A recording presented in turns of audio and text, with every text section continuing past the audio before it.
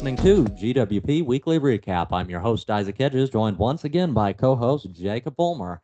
In our top stories tonight, we'll be revisiting the ongoing government shutdown, the conflict in Iran, and some developments relating to a new vaccine. All that and much more coming your way on GWP Weekly Recap. So, Jake, as you've heard recently, as many of the folks at home have likely heard, we've seen some new developments relating to the ongoing government shutdown. That is the DHS, that partial government shutdown, as we've covered extensively on GWP Weekly Recap and over on GWP News Weekly. Now, a recent development on that, of course, as we've talked about extensively, one of the main things affected by that is the TSA funding, that airport security. And we've had some new developments relating to that specifically. What do we know about it, Jake? Yeah, so just kind of to go over a little bit of the back and forth, it starts off, we'll kind of just look at the fact that the House, um, they did vote for a bill that would end that partial government shutdown this past Thursday. The Senate took a few parts of the bill out of it, including ICE and Border Patrol, as those parts of the bill were taken out. That was passed unanimously from the Senate late Thursday night into the early morning hours on Friday at around 2 a.m., as there is bipartisan support for funding for TSA agents.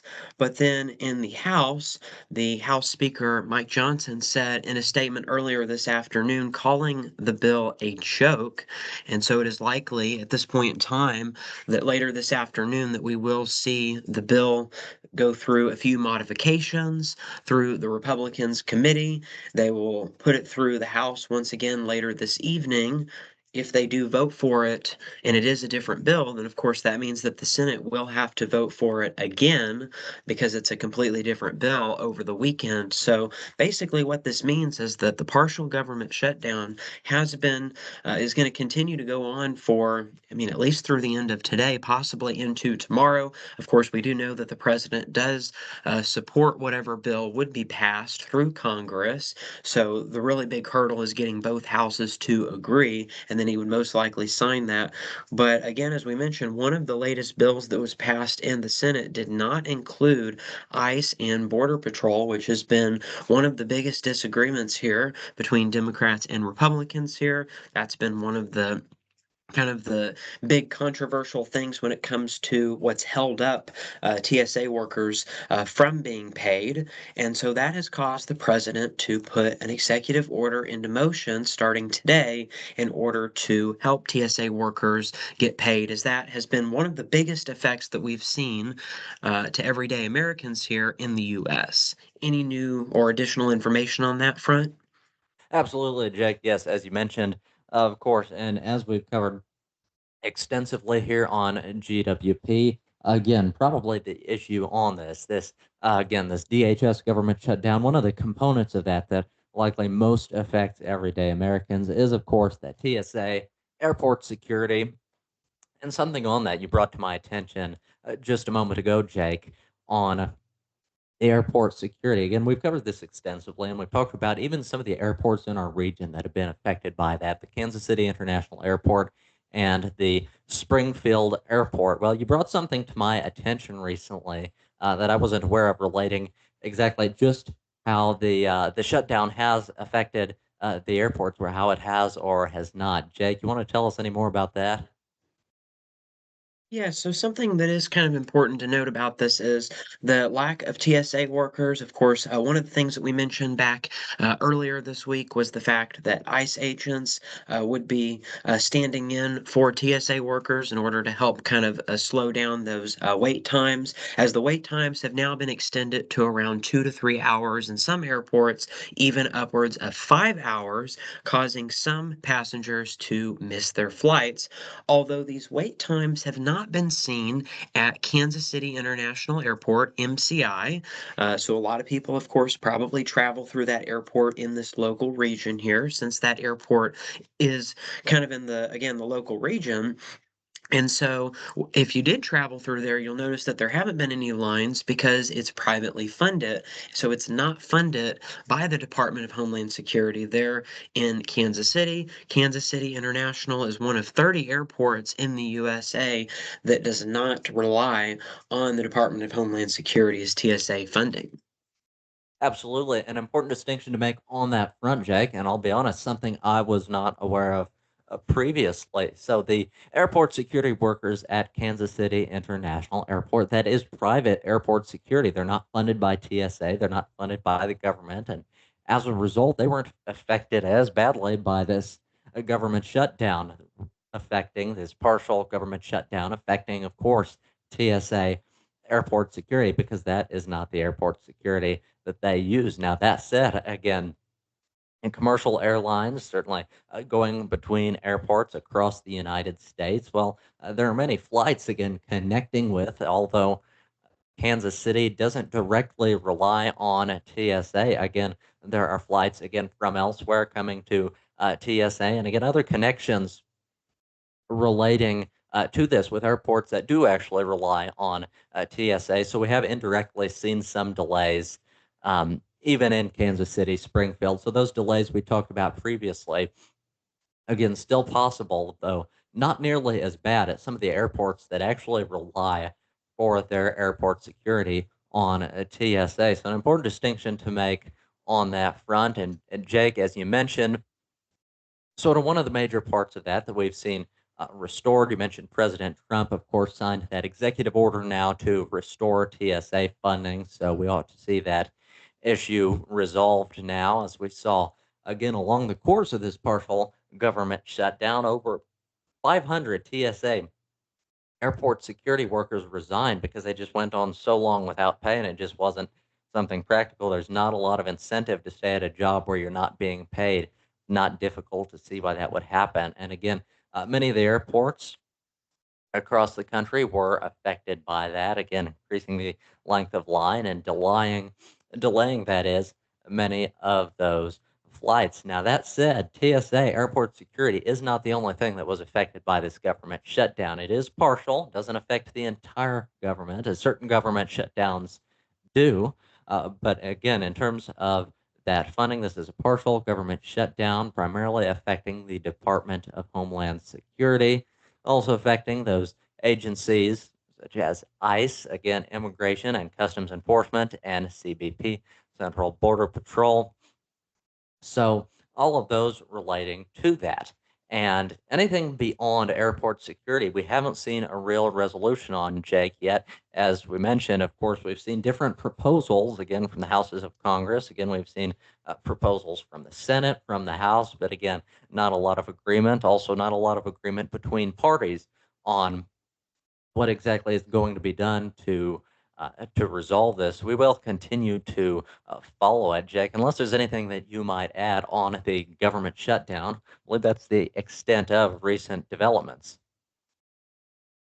Yeah, so that does conclude that. So now we'll go into our next top story, which is, of course, the war that is ongoing in the Middle East. Of course, this is something that we already covered back in the weekly news segment. So for that reason, this will be a little bit less of information. And of course, because it's the weekly recap as well. But we just want to go over two really big highlights within the last 24 hours. One of the big things that happened in the last 24 hours was that Trump extended his deadline. So the president extending his deadline on his threats against Iran to April 6th.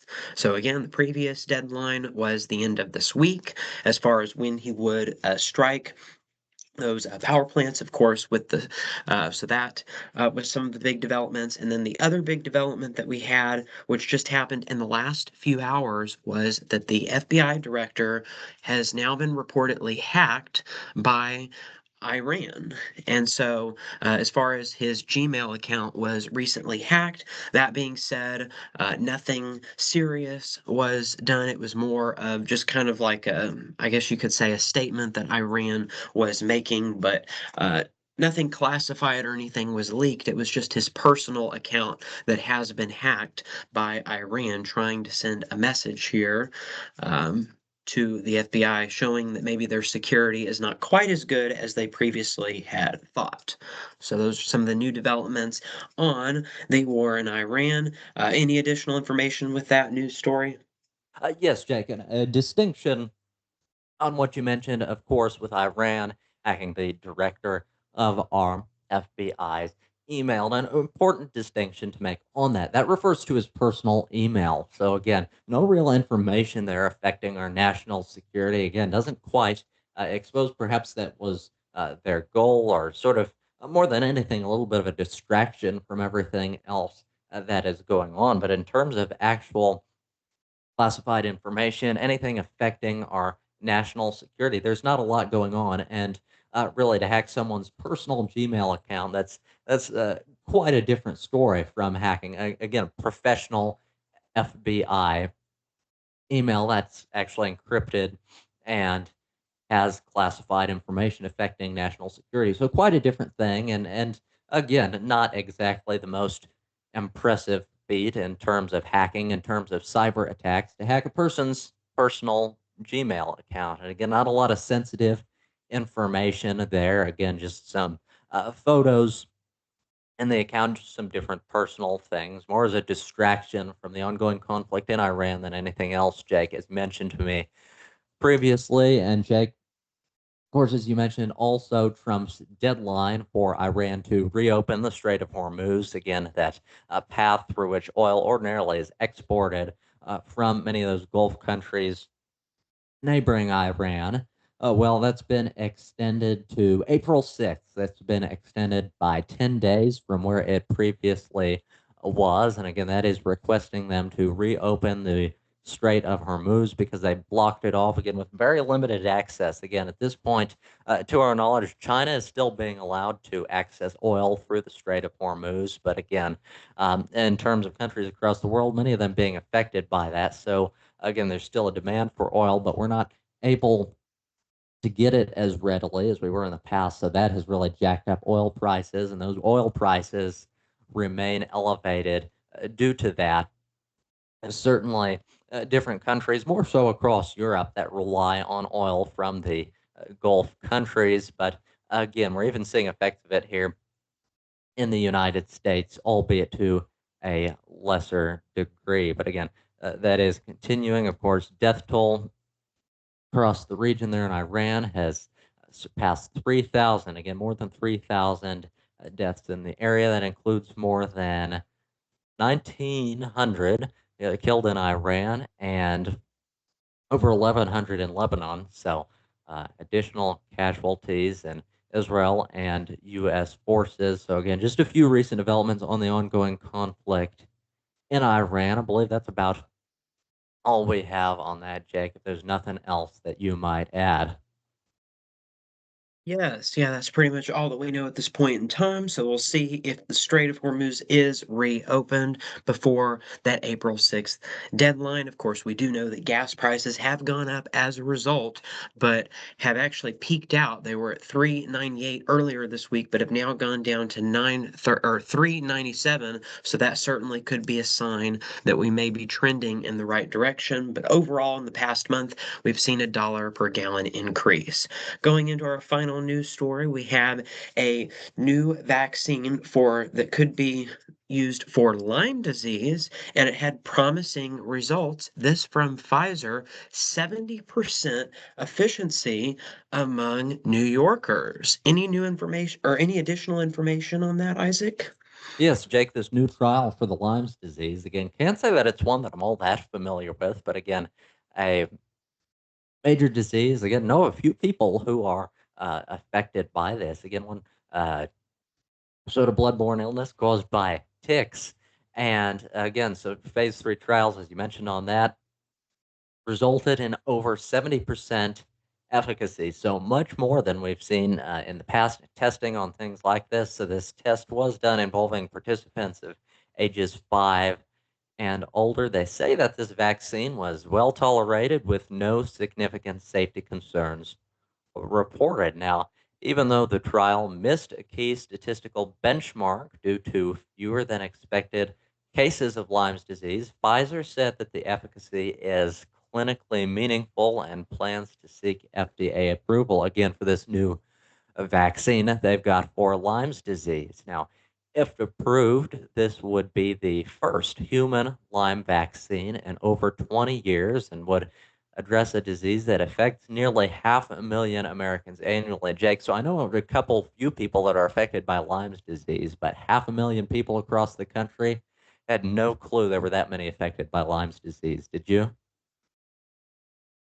Yeah, I would certainly say that I've talked to many people here, of course, with ticks being very prevalent here across the state of Missouri. So I've talked to many people that have the disease or have had it at some point in time or know someone. So it is definitely pretty prevalent, but probably more prevalent than most people think. So hopefully, with these promising results that we've had from the vaccine, hopefully we will see this be rolled out at some point in time once further testing is done. Well, that does wrap things up here on the news side of things. Now we move into weather.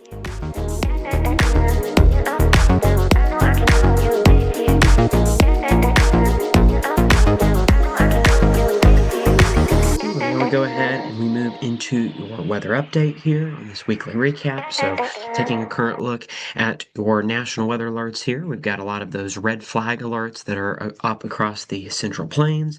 That's where we're going to have a bit of a fire threat over the next couple of days. And so that's really where we haven't had any of the rainfall. The only reason that we've been saved here from the fire risk here in the state of Missouri is because of some of those thunderstorms that we had last night. So, of course, that was very helpful. But otherwise, we would have a fire threat just like we have out to the west. And so you'll notice that really red flag warnings are what dominate the map here across the pink areas, all the way from Texas to Minnesota, and then also here along the Gulf Coast as well as we've got Louisiana, Mississippi, all the way over to South Carolina and North Carolina under those red flag alerts. We've got some wind alerts as well across New Mexico and Texas, where we have some of those winds on top of the drier conditions elevating that fire concern.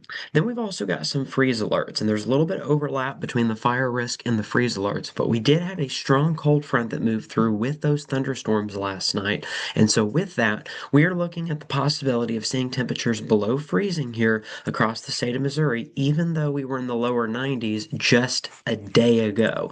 That's how quickly things can change with these spring cold fronts and how quickly things will change for us as we go into tonight. From 1 to 9 a.m. Saturday morning, we do have freeze warnings in effect for temperatures that could get as low as 27 degrees, as outlined in the weather story from the National Weather Service in Springfield, Missouri. So you'll notice along Interstate 44 and points to the north, including all of our viewing area, we do have those freeze warnings in effect as temperatures will be at or even slightly below freezing, temperatures dipping back into the upper 20s and low 30s across the region as we go into tonight.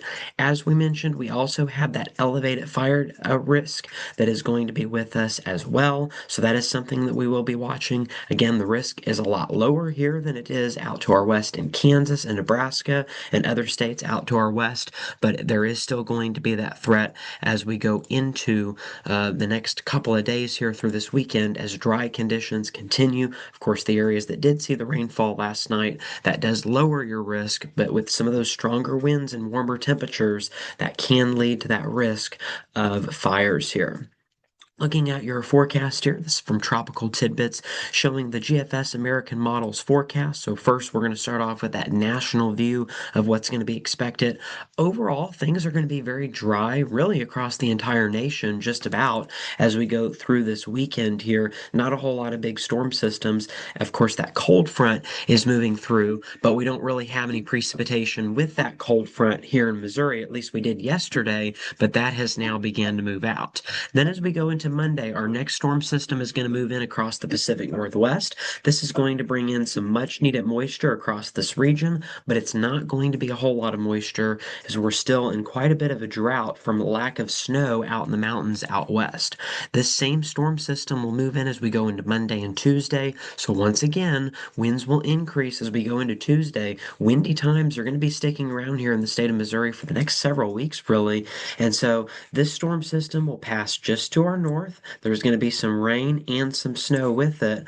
The snow is going to stay well to our north, and the rain and thunderstorms, though, that is going to be the big story as we go into the middle and end of next week, as temperatures overall are going to cool down quite a bit. We're not going to be seeing temperatures in the 90s like we've had the last week or so. We've had record high temperatures for late March.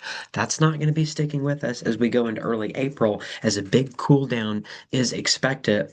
And again, with that, lots of rainfall is going to help out with these fire concerns that we have here across the state of Missouri. Kind of going a little bit closer into the Pacific Northwest and just the western U.S. in general. So again, a little bit of moisture as we go into next Tuesday, Wednesday, and Thursday. Some of this will make it into California, so this will help us out a little bit as we are still quite a bit behind on precipitation out west, as it's been a very dry and hot winter across this region. And so that is something that we will be tracking very closely as we go through next week. Hopefully, we can get some decent rain and snowfall amounts because, again, we certainly need it with the drought that we've been in out west here across the region here. So, Oregon, Washington, Idaho, and Montana, you'll notice that we do have some of those heavier snowfall totals expected. The problem is the areas that really need it are in the desert southwest, and we're not going to get as much moisture across those regions. Across here in the state of Missouri, of course, that's the big drought concern out west, but here in the Central Plains, again, things staying very dry over the next couple of days after last night's rain, and then our next chance of rain and thunderstorms is going to be next Tuesday night into Wednesday. Still a little bit too far out to know exactly what sort of threats we could be looking at, but we're looking at increased chances for heavy precipitation going in towards the end of next week. Again, snowfall is going to be very limited and it's going to be well to our north here, pretty much into Canada. So well to our north. So that's something to watch out for. And then across the Northeast, since we do like to do those different regional forecasts, again, staying dry as we go through this weekend. Then that same storm system that we showed you that's going to move in here Tuesday into Wednesday, that's going to start to move in later in the week, and that's going to give us some decent rain chances across the Northeast. Of course, the Northeast has been a very different story, as we've had a very active pattern across this region. But here's that snowfall, a couple of inches across the higher elevations with rainfall decently heavy, moderate amount of rainfall. This goes through next Wednesday morning.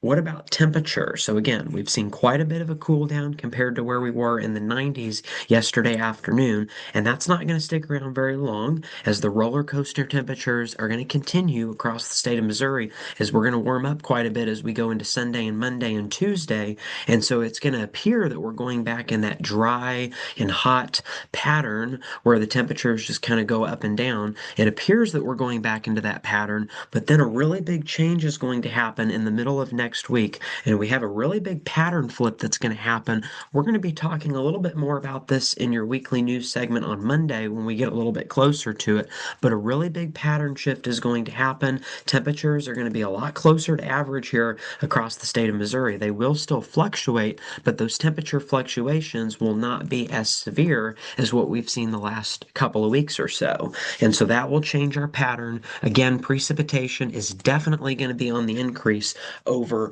the next couple of weeks as we get into the early part of the month of April. Until then, though, we do have that heat risk that will be returning on Monday. We're in a Category 1 heat risk across the state of Missouri on Monday, as well as into Tuesday. But then on April 1st, the heat will disappear for April Fool's Day as the cooler and wetter times will move in here across the country. Still expecting to stay above average, just a little bit less above average than where we've been at. Here's NOAA's 6 to 10 day temperature outlook showing above average temperatures here across the state of Missouri. As far as precipitation, we're expecting to stay well above average on precipitation. This is from April 1st to April 5th. So definitely that first week of April, as we get into the late part of next week, that's really where we need to watch. And it looks like it's not just going to be for a few days. This pattern shift will likely last more than a week here, as precipitation expected to stay above average all the way through April 9th here. And then again, as far as that monthly temperature outlook, we kind of went over this on Monday, but overall, we're expecting to be above average during the month of April, and precipitation is also expected to be above average in the month of April as well. But the biggest thing that I'm concerned about when we look at this chart here is that the western third of the country is still going to be well below average on snow and rain as we go through the month of April.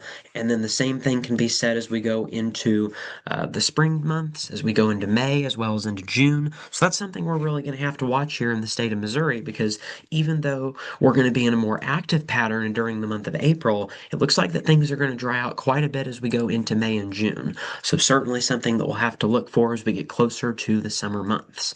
NOAA is putting us under a moderate flood risk as we go from April 4th through April 5th, showing that it could be a wet Easter weekend. Of course, we had a tornado outbreak last year on Easter. Looks like that we could have heavy rain once again for Easter weekend, again with that moderate risk of heavy precipitation here across the state of Missouri, as well as Texas, all the way through Illinois and Indiana. So that's something we'll have to watch. And then also we do have that slight risk of high winds across the state of Missouri for that same time period, something that we're going to have to watch as we go into next weekend. Now we'll move into sports.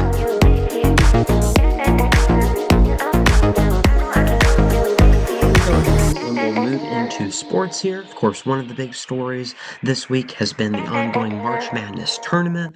Of course, now this weekend, we're going into the Sweet 16 and Elite 8 for both men's and women's. One of the big stories in the men's side of things, of course, was Florida losing in the second round, becoming the first number one seed to lose in the March Madness tournament. But we had some really big matchups yesterday in the Sweet 16, including Texas and Purdue, very close game. Of course, as we know, Texas was in the first four and has made their way all the way into the Sweet 16, but they didn't make it past there as Purdue won that game 79-77 against Texas. Number two, Purdue will now go on to face Arizona tomorrow night in the Elite Eight. Arizona beat Arkansas, the number four seed, 109-88. So that regional final will be tomorrow night, and that, of course, will determine who will move to the Final Four from that region. So then we also had a couple of big matchups last night as well. We had number 9 Iowa taking on number 4 Nebraska. Number 9 Iowa continuing to pull off the upset, defeating Nebraska 77-71 was the final in that game. Illinois also took down one of the great defensive teams, Houston, 65-55. That sets up an Iowa-Illinois matchup tomorrow night at 5:09 Central Time. Again, tomorrow night, both of those matchups in the Elite Eight will be taking place. Tonight we have the remaining games in the Sweet 16. We have number 4 Alabama taking on number 1 Michigan, and then the winner of that game will play the winner of Tennessee versus Iowa State. That'll be in the evening game later tonight. On the other side of the bracket, we have the first round of the games tonight, the 6 o'clock games. We've got number 5 St. John's taking on number 1 Duke, and then the winner of that game will face Michigan State versus either UConn. So the winner of those two games will face off in the Elite Eight on Sunday, March 29th. Then, of course, the Final Four matchups, as we've been talking about, will be on Saturday, April 4th, the day before Easter, and then the day after Easter at 7:30 Central Time will be the national championship game. Again, that is on Monday, April 6th. So we are nearing the end of March Madness with some really big matchups in the men's side of things coming up tonight, and with the conclusion of the Sweet 16, and of course with the continuation of the Elite Eight as we go into Saturday and Sunday. So you'll want to make sure to stay tuned for those games. Then on the women's side of the bracket, the Sweet 16 will just be getting underway later tonight. In fact, it already is. We have Notre Dame and Vanderbilt currently facing off. The winner of that game will take on the winner between North Carolina and UConn. Of course, UConn has not lost all year. In fact, they won it last year, so we'll have to see if they can continue their winning streak.